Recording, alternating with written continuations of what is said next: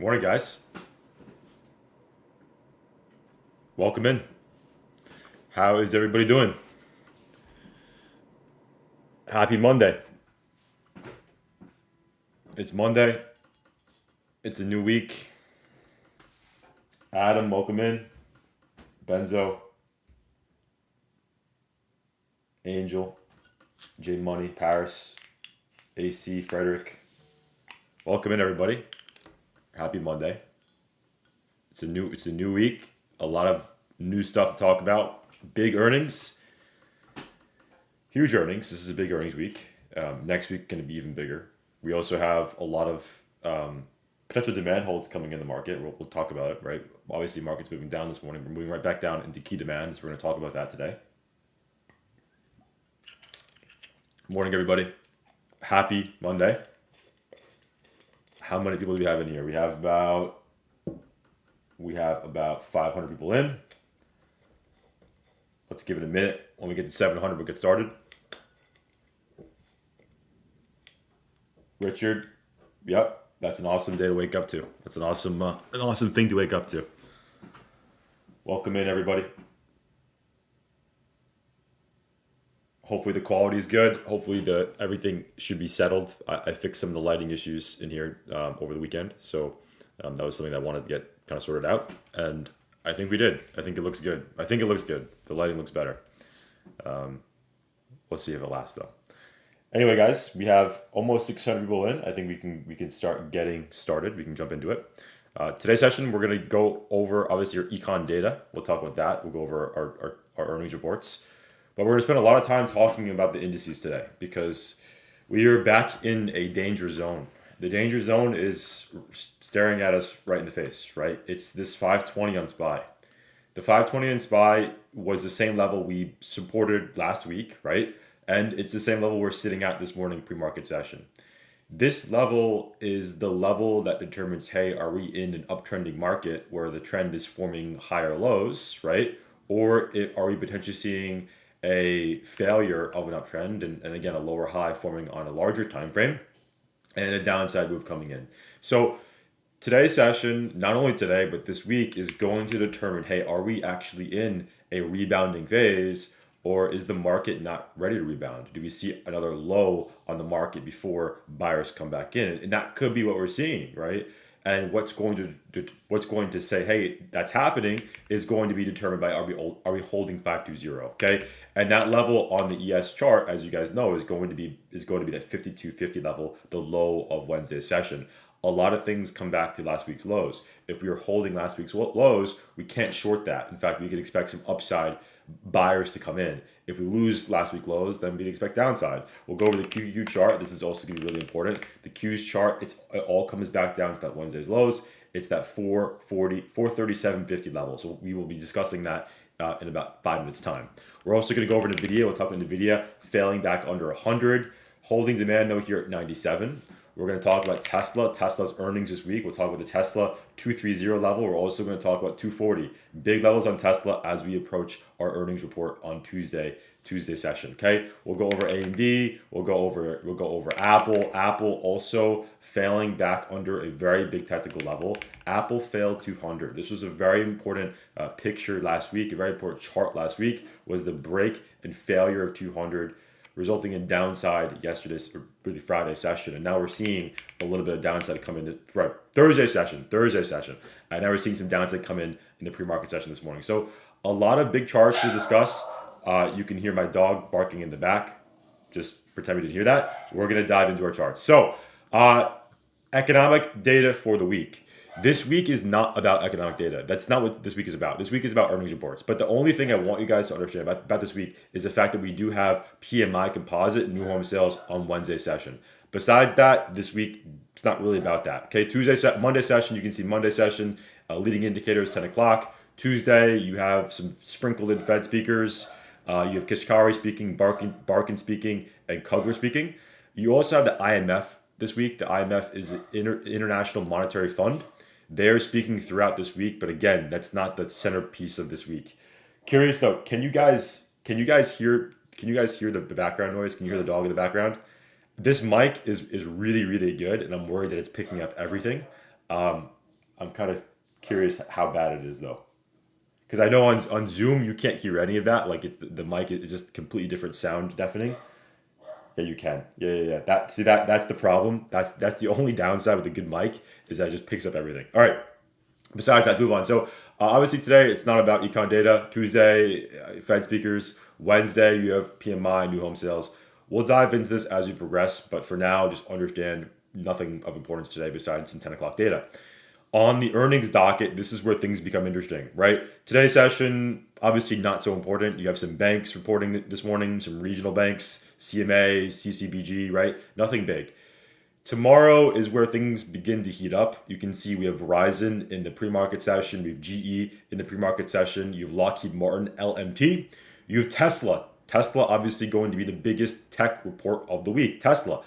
You have Boeing, BA on Wednesday session, AT&T, which is also Wednesday session. You have Thursday Airlines, American Airlines, Intel, Google, T-Mobile, and we finish off the week with ABBV. So pretty hectic earnings season, right? And this is how it's going to be for the next few weeks. Is going to be earnings after earnings after earnings. Expect that this is going to continue to be a topic of discussion for us until probably early May. Okay, so what I want to do now is we have 950 people here in the stream this morning, and we have 185 likes. Guys, like the video if you can, subscribe if you haven't already, and let's dive into our SPY chart. So on the SPY chart, what we need to discuss today is the 520 level. 520 is the defining moment on SPY. The reason why this is the defining moment on SPY is because it's not just simply a last week lows. It was the higher low formation. So basically, if you consider the 480 bounce of importance, which I think we should consider of importance, the market entered an uptrending push, right? We pushed into 550, we pulled back, and we formed a low here at 520. This low here at 520 consolidated for a few days, and we ripped higher off of that. So therefore, if you analyze this market of the structure, you can see big high push, it pulled back lower high, higher low formed here, right? We formed a higher low, we ripped off that higher low. 3 sets of higher lows formed here. We then pulled back, and if you guys recall, last week, Wednesday pre-market, we said, guys, if we're holding 520, don't short into it. This is your only long spot we have. 520 was that higher low formation from previous. Therefore, if we hold 520, that's bullish. Look for longs there, right? We held that area, we ripped off that area, and you would have expected this to happen. This is what you should have expected, right? And that's what I was expecting as well, was upside to continue, right? Upside to continue after yet again another higher low formed. Now, what's happening here pre-market? We have now entered the danger zone again. And the question we should all be asking is, why are we here again, right? Why are we here again? You also must understand one other thing. The more times we test a level, the more likely it is for us to break that level. I don't like the fact that we're here again for longs. I really don't like that. I think we still are holding demand here, and if the market does have appetite, we could rip higher. But what I would be looking for today is I would be saying this. Don't short back into 520. This is still a very massive hold spot from last week. But if the market does lose 520, you could look for failures and a short move back down. That, I think, would be top watch for shorts this week, is if we do lose 520, we can look for shorts, we can look for puts, we can look for the whole move down back into 510, back into 496, back into 480, right? 510 being the first demand to watch out for down below. That doesn't mean we can short yet though, right? Obviously, we are still holding demand here as much as I want to say that we look weak, right? We are looking weak, we are gapping down, but we're gapping down back into major support here. This is still major technical support. We could simply do this today, right? But what would make us want to go long? So if you were long off of the Wednesday session, Wednesday lows, and you longed off 520, congratulations, it was a good long. But today's session, it's not about that. What it's about is understanding, hey, if we're in the zone between 520 and Friday's lows, 524, this is my area of saying I don't really want to be a participant here. Where I want to be participating is going to be a break and hold above 524, above that Friday's lows. That would be a bullish move. This would be a bearish move. And those are the only plays I would watch on SPY right now, right? It would either be, hey, we reclaim Friday's lows, right? We start ripping higher, we can target back at the 530, I can look for that for a long side, or the market loses demand and we lose 520 and we go back down to 510. The reason why I say this is because I don't think that the zone between 520 and 524 is going to be a very pleasing zone to trade in, right? I don't think this is going to be a very nice zone. I think it's going to sort of stay choppy, stay consolidated, because the market needs to understand the direction it wants to set this week. Are we going to be setting a bullish direction, or are we setting a bearish direction to start the week ahead of us, right? So again, big open on SPY. It doesn't seem big, but this is a big open. We're not bearish, we're not bullish, we're simply just respecting levels here. 524 reclaim for longs, 520 breakdown for puts, okay? Does that make sense? I hope you guys understand that. We now have, how many likes we have? We have 328 likes. Not bad. That's not bad. Actually, I'm happy with that. If we can finish off with 500, that maybe make me feel a bit better, but I think that's good. We're good. All right, let's move on. So on the ES chart, the reason why 524 is so important is because on the ES chart, it also equates to the 5300 ES. This is the thing, right? The market may maintain demand here at 520. This is the must-hold level from last week. But the way that real upside comes in is going to be a break and hold above 53. If this can reclaim, we can look for longs back into highs here at 5400 and potentially beyond. But I don't want to be here's the thing, right? This is why this is so important. I don't want to just be going long in the market when the market is just doing this, right? Holding demand, and then this happens, and this to me is not going to make me money, right? That's not going to make you rich. What would make us rich would be a reclaim here. This would be a strong upside play, and I'd play it. So even though we're sitting back at demand right now at 520, right? We're sitting back at demand here at 520. It's not an area I want to be overly long into. I know it's demand, right? But we've already held it once before. That's why I think there is possible we do break down. And if we break down under 520, which in this case would be under our 5250 level on ES's chart, we could see it move back down to 5150 ES, which again is at SPY 510 area. So today's session is about sort of collecting data. And a lot of Monday in general, Monday and Tuesday should be about collecting data, right? Today's session is about watching and seeing what happens with the market. Does the market have appetite? If so, look for a break and hold above 53. If the market does not have appetite, is structuring lower and betas are weak, look for downside under 5250, downside under the Wednesday's lows. Collect data today and see what happens. But the thing you don't want to do, here's what you don't want to do today, is you don't want to come in today's session, I'm long, I'm short, I'm long, I'm short, I'm long, I'm short. You get stopped out both ways. Wait for either end to break. That I think would be the best possible scenario. Again, you could probably trade the channel, right? If you're looking for shorts, maybe the 53 is what you're looking for today. But what's going to make us the most money is going to be a break and hold above either end of that channel. Okay, so on the QQQ chart, on the Q's chart, it all comes back down to Wednesday's lows. The same idea as SPY, right? If you zoom out here for a second and get a larger picture of what's going on here, you can see the same thing happening on ES SPY is also happening here on the QQQ chart. You can see a low formed here, a low formed here, and a low formed here. Now what's happening is we're still forming that series of lows back at the same spot. But the question is, do we want to still long here? We were long here on Wednesday. Do we want to long here on Monday morning, right back into that same demand?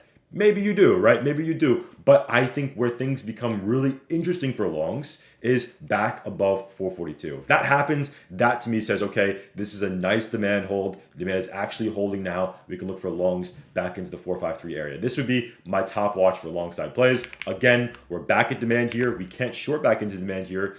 But we have to see, is this demand holding up? Does the demand begin to hold up? And I think what confirms that is going to be a break and hold above that Friday's lows, Thursday's lows, 442.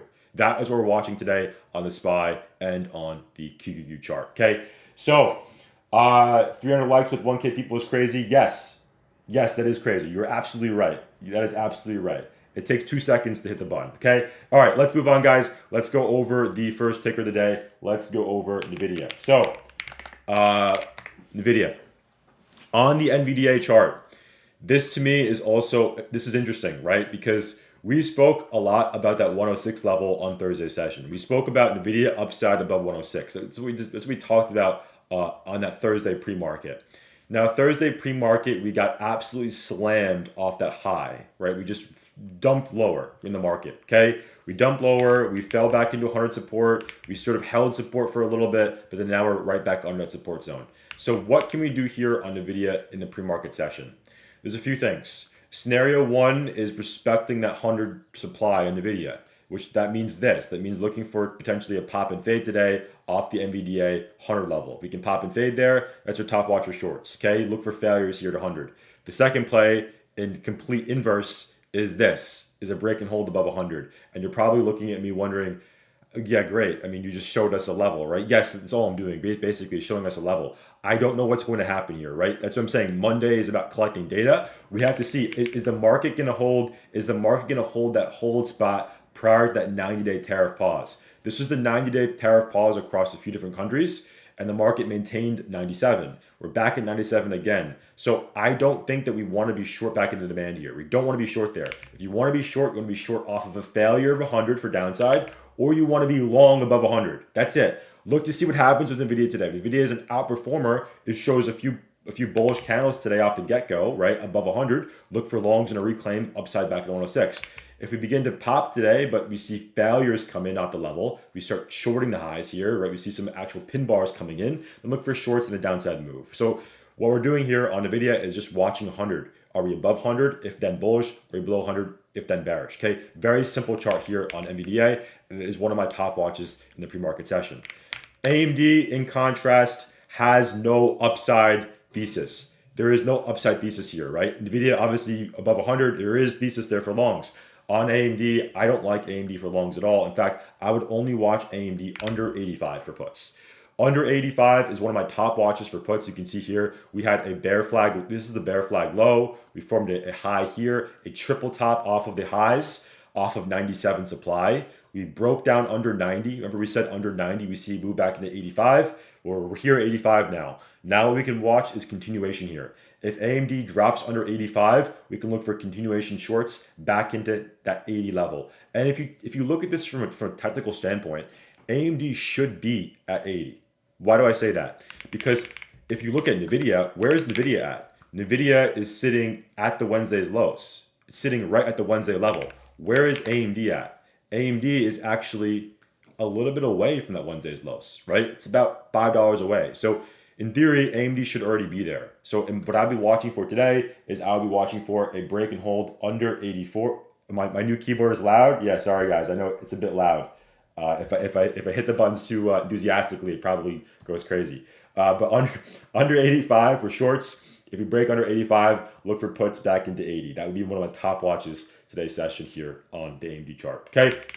Sometimes my mic is too close, by the way. When my mic is too close to the keyboard, it picks up on those sounds a lot heavier. Okay.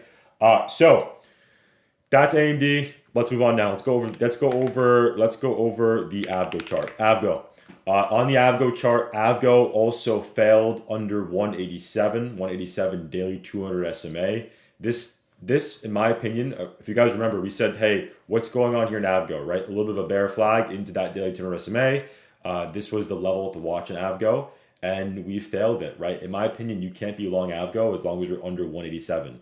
This is still the case now. Under 187, we fail off this level, and we should, in theory, move back here. This is where we should go back to on AVGO's chart. We should move back to the 140s, right? It's a bit sad. I know it's sad, but this is where AVGO should, in theory, go to, right? It should go back to that bear flag lows here, which is around 140. Watch for support at 157. There's still support here at 157. That's the Wednesday's lows. But again, that's where I'd expect us to go back to in the longer term picture. In contrast, I know this is a complete different stock, but I want to see what SOFI did. SOFI also bear flagged. This will just remind you, it's the same chart, right? This SOFI chart is the same chart as that AVGO chart was about basically a few days ago, right? This SOFI chart is like the infant in terms of tacticals to the AVGO. I know that doesn't make any sense, but if you know me, you know that makes sense. My analogies are bad. But this is what AVGO did, right? Same technical chart here, right? Daily 200 SMA, triple top highs, and now you have SOFI doing the same kind of thing. It's just interesting. I was just looking at the chart. It's an interesting one to look at. Chuck, thank you, Chuck. Yeah, I'll take a look at SOFI. I mean, I think SOFI likely does go back to 10. I mean, I would expect this bear flag to work. Under 11.3 is the bear flag, right? So that's what my expectations here would be downside as long as you're under 11.3. Where it gets interesting is if you break back under 10.5. If you break under 10.5 under Wednesday's lows, I would expect downside back into 10.0. Okay, let's move on, guys. I want to go over that Apple chart. Chuck, thank you very much, though. It's very much appreciated. It's very nice of you. It's very kind. Let's move on. Perfect. Okay, so on the Apple chart, Apple failed under 200, right? And this was an important failure from Thursday's session. Thursday, someone said bribes for chart review. No, not a bribe. I will go over, even if you guys don't donate, you really don't have to do that. I will still try to go over as much charts as I can. So seriously, I genuinely mean that. You don't have to do that. I use the donations for upgrading my mic and stuff. I'll do stuff like that. You do not have to do that. I seriously mean that. Okay. But thank you for doing that. It's very kind of you. Right. So 200 level at Apple, that's the big zone. Obviously, we failed off of that from Thursday's session. 190 is the next big level. Here's the thing with Apple now, right? Apple gave you probably the best possible break and retest on Thursday's session. I keep saying Friday, but Thursday session. You can see we failed back under 200, retested it here on the Thursday session. We failed lower. The question now becomes, what do we do here at 190, right? 190 is still a potential hold spot. I would not be short there. I would not be long here, right? What I would look for is a break and hold under 190 for puts, for a move back down into 180. If we break and hold above 200, right, we can look for longs back into 210. That's all I do here in Apple, right? Respect the 190, respect the 200, understand this is big supply, this is big demand below, right? I know we're moving down this morning, pre-market, we're gapping down the pre-market session, but we're gapping down back into demand. This idea here in Apple, right? This idea here in Apple is the theme of the market, right? The market's gapping down, but the market's gapping down back into demand we've held several times before, right? So if you look at SPY's chart, you look at QQQ chart, you go back to it for a second, right? You see, hey, market's moving down, right? Market's moving down, but we're moving back down to demand here. Okay, 520, big technical level. That's what we're watching across the market. Does demand hold? And back to Apple, 190, does it hold? That's what we're asking. Okay, if you hold demand here, 190, move back to 200. What I would look for probably is look for demand to step up here, right? Look for demand here and look for shorts there. That's probably what I would do here as the best possible scenario here on Apple chart. Okay, right. Let's move on. Let's go over Tesla. So Tesla has earnings on Tuesday, right? Earnings on Tuesday. You can see Tuesday in the after-hour session. Now, we're, again, moving back down to that Wednesday area, right? Wednesday's area is 230. I would not be short into the zone. If we break under 230, we move back into 215. I don't really see a play here, to be honest, right? The reason why I don't see a play is because, obviously, IV is going to be very high coming into our earnings report on Tuesday. Bella, welcome, Bella. That's awesome. Thank you very much, Bella. 230 support. If we hold 230, we pop higher back into 240. I would look for 240 for retest shorts. That's my main watch for retest shorts. I would also look to see if we can break below 230 for puts back in 215. That's really from a technical standpoint. It's all I see here, right? Technically, if you lose 230, we should in theory move back down to 215. Do you want to be trading Tesla prior to earnings on Tuesday? No, you probably don't, right? IV is going to be high. The moves are going to be probably consolidated and erratic. You're not going to see anything crazy today. So I would stay away from here. But again, if you do lose 230, expect this to go back to 215. That is the big demand below. Do not be short back in 215. 215 is the major long spot here on Tesla. If you zoom out for a second, 215 is where you probably want to be long in this chart, right? 215, 215, 215. If you're looking for anywhere to be long on Tesla, it's here at 215. Look for longs at 215 and probably look for shorts under 230 for downside move. Okay, let's move on, guys. Let's go over the next chart of the day. Let's go over Google. Google's chart. On the Google chart, this to me, I don't really see anything here, right? 150, that's a pivot. If you're above 150, bullish. If you're below 150, bearish. That's all we have here on the Google chart. Let's go on, guys. Let's go over PLTR. PLTR, look for a break and hold above 99, right? Your best possible trade here on PLTR is going to be, hey, do we hold here at 90? If we do, it's bullish. But a break and hold above 99 gets us a nice upside play here. Watch that today. That could be a really nice top watch for long side continuation above that 99 level, okay? Again, if you break 99, we move back into 107, 106. Amazon. Amazon bear flag. We spoke about this bear flag on, I think on Tuesday or Monday or Tuesday, we spoke about the bear flag. And obviously the bear flag is what's going on here. I think Amazon likely fizzles back down, back into that 160 area. I would expect, just like AVGO, for Amazon to move back into here, right? To move back into this bear flag low, right? The low somewhere between 163 and 160.5. That's my expectations here. Under this 170, it moves back to demand here at 160. Okay, that's my expectations. Is there a play here? Yeah, there is a play. Watch this today. Watch for a pop and fade 177 for shorts. That's your top watch today. If we can pop and fade 177, look for shorts there. If we fail back under 170, John, thank you, John. I'll take a look at Netflix. Now I feel awful, guys. You absolutely do not have to donate for me to go over ticker. I will take it and I'll use it to upgrade the setup. But I would have gone over Netflix anyway. Thank you very much, John. That's very nice of you. Right. I feel awful right now. I feel like I don't know. It just makes me feel bad sometimes. Hopefully it's coming out of profits though. I don't want that to be like a thing. I don't want people to start donating for tickers. Donate if you want me to get like a nicer picture in the back or a nicer mic or something. Do not donate for tickers. That makes me feel guilty. Okay, so under 170, we move back down to 162. So if you want to be aggressive today, this is what I would do here. If you want to be aggressive, this is it, right? This is it right in front of you. Look for this. Actually, screw that. I mean, honestly, it's really, if you want to be aggressive, look for 172, right? If you want to be aggressive here, watch 172. This is what you look for on Amazon. I'm actually going to add this to my watch list too, is watch this today. Watch for a pop and fade here, 172.50. That's what you're watching. Aggressive trade here, less aggressive trade, more conservative there. Watch for the 177. Watch for the 172.50. people are saying don't. No, I'm very appreciative. Just so you know, I'm very appreciative and very thankful. It's very nice of you. But like, I just want to make sure that like when it comes to tickers, I'm gonna try to go over as much as I can.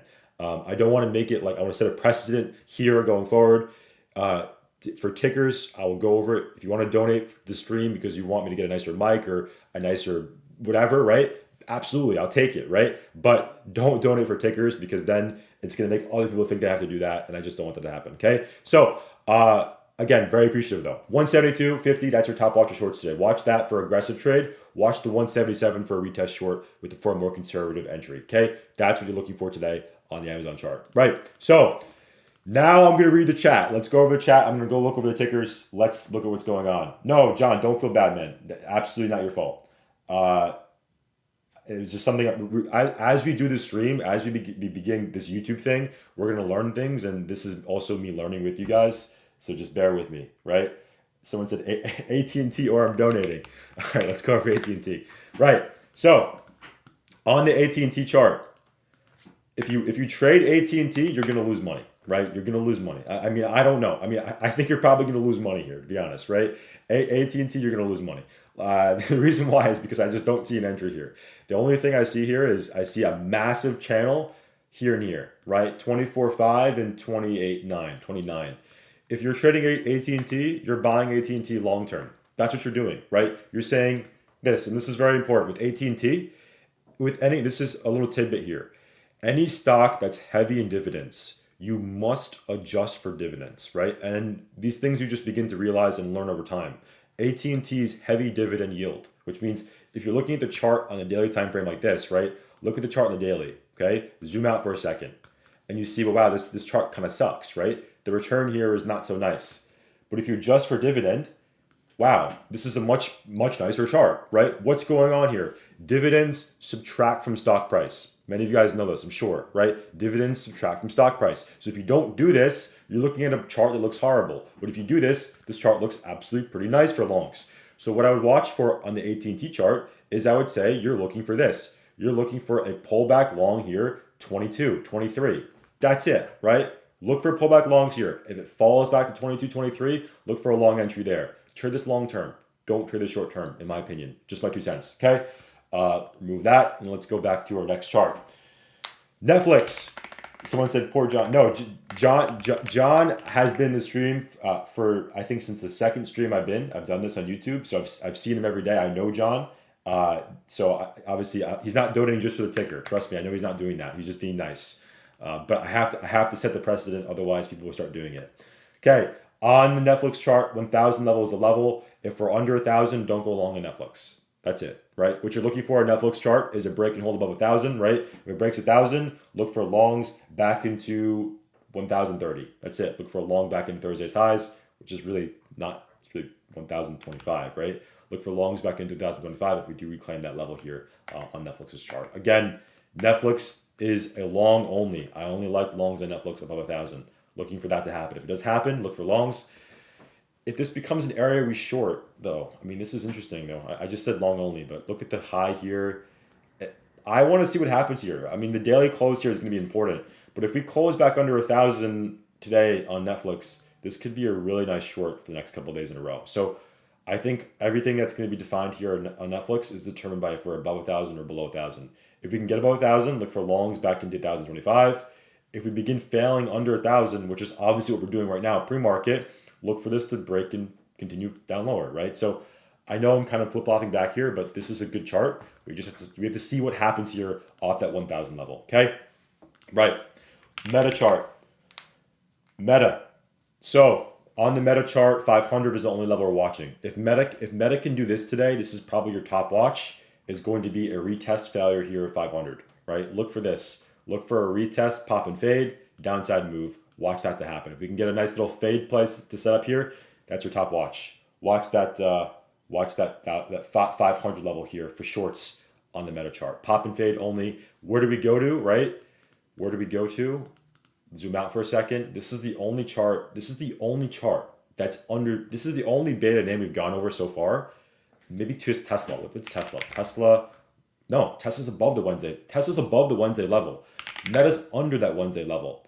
Meta should only be looked at for shorts. The reason why I'm saying that is because as long as you're under 500, we should only be eyeing this for short side setups because we're under that Wednesday low. That's an important tidbit here.